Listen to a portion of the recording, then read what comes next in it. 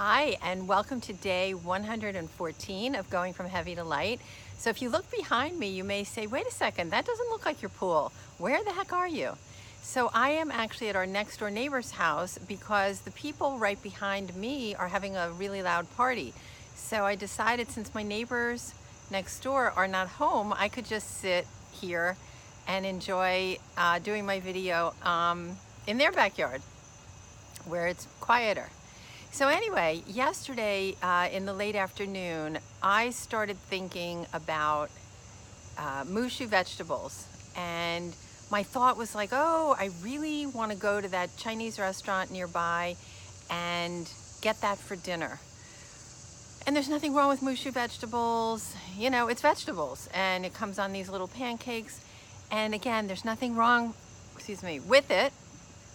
But what I knew for sure is that if I ate that for dinner, it would be a gateway to misery. And what I mean by that is there's some sweetness because they use hoisin sauce.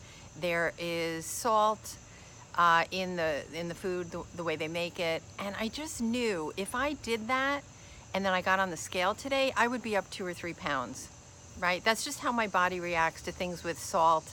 And so I just thought about it and said, you know, I've been working so hard through this whole video challenge for every single pound that I lose. Do I want to take a chance on enjoying something like that and then seeing the scale go up and be frustrated? So that's why I'm just calling it a gateway to misery. Now, when I first stopped the binging and started to get calmer around food, I would have no problem eating something like that. And I would just eat it in an amount that I knew would make me happy. But I'm at a very different level now where I am honing in on the rest of the weight I want to lose. And I think what happened is over these last few years where I was kind of going up and down a little here and there, although I wasn't binging, I was doing things like having the mushu vegetables sometimes, and that would just kind of throw me up a couple pounds, and you know, then I'd have to work hard to get it off. So I'm just at a different stage right now where everything that goes in my mouth really, really matters. So I don't want to come across as though I think there's anything wrong with eating that, because it's really about eating it in an amount that'll make you happy. And at this point, there isn't an amount that would make me happy because of that whole salt thing, as I talked about before. So that was last night. This morning, Ron and I knew we were going to go for a hike and go out for lunch. And but the pool people showed up. And that kind of threw a little bit of a monkey wrench. There's something wrong with the pool and they needed to spend some time at our house working on it. So I was getting a little antsy, like I just wanted to get out and start our hike before going out to lunch. But the way the timing was working, they were going to be here for a while. So what I decided to do is just one of the little things, as I call them, the tricks to make it stick, the little things, where I just, I went out to the pool guys and I said, how long do you think you'll be here? And they said, probably another half hour. So instead of sitting home doing nothing or doing something unproductive, I decided I was going to go for a walk. So I walked for half an hour. I came back and they were just about ready to leave. So the reason I call it the little things, it wasn't something that's going to make me lose weight per se, but the impulse would be to just relax and not do anything much. But the opposite of the impulse was to just get out there and walk. So I'm glad that I did that. So we ended up, based on our timing, we went out for lunch before our walk, and I had a great soup, a tomato basil soup to start, and then I got some sort of a mushroom, no, it was an eggplant ragout. I don't know how you say it. And it came with quinoa, and it was delicious. And as I was eating it, I kept thinking, do I want to eat all of this? You know, like, yeah, I do want to, because it's delicious. But I was really starting to zero in on my hunger and my fullness level.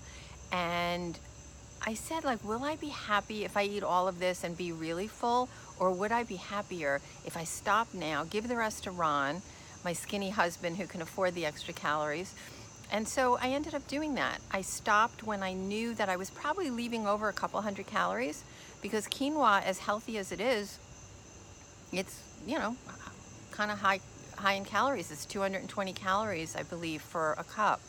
So I probably left over about 200 calories, and now I get to keep that in mind when we're going out to dinner tonight with my son, we're going to an Indian restaurant, and I always like to get something called chana masala, which is chickpeas, a chickpea dish, but I don't like it without a grain.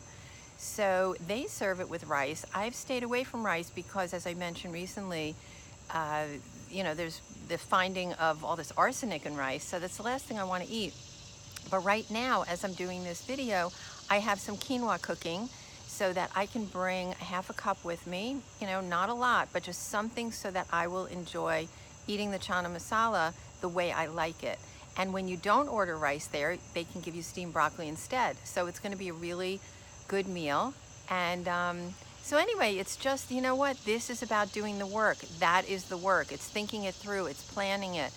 Is it a pain in the neck? I don't know. Maybe sometimes, but overall, I really like it because it leaves me in control, and it leaves me losing weight, and it leaves me feeling peaceful. And I like being a peaceful eater and not an out of control, secretive binge eater. So that's it for today. I know that I was kind of rambling here. This is a longer video than usual. I hope you guys are having a great day, and I will see you tomorrow.